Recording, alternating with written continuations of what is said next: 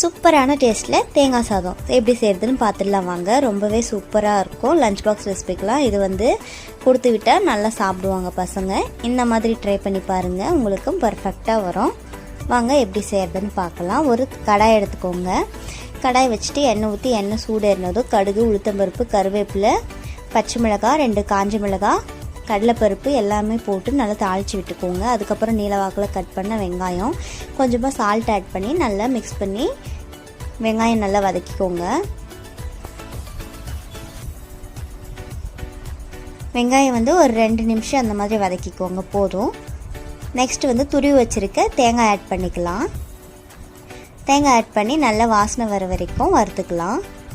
2-3 minutes நல்லா medium ஃப்ளேம்லேயே வச்சு வறுத்துக்கோங்க. ஹை ஃப்ளேமில் வைக்காதீங்க, ஏன்னா தேங்காய் வந்து அடிப்பிடிச்சு கருகி போன மாதிரி வாசனை வந்துடும்.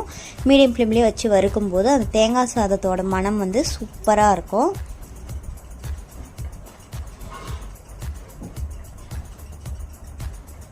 இப்போது தேங்காய்க்கு வந்து தேவையான அளவுக்கு உப்பு ஆட் பண்ணிக்கலாம் டேஸ்ட்டுக்காக.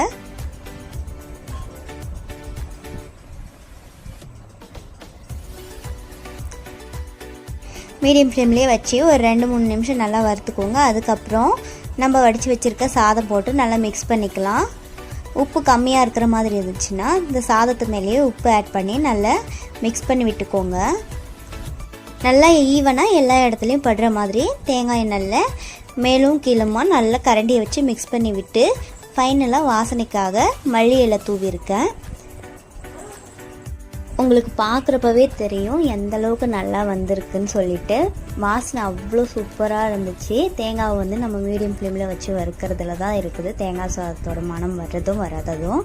நீங்களும் ட்ரை பண்ணிவிட்டு எப்படி இருந்துச்சுன்னு கமெண்ட்டில் சொல்லுங்கள். லஞ்ச் பாக்ஸ் கண்டிப்பாக ட்ரை பண்ணணும். Bye friends.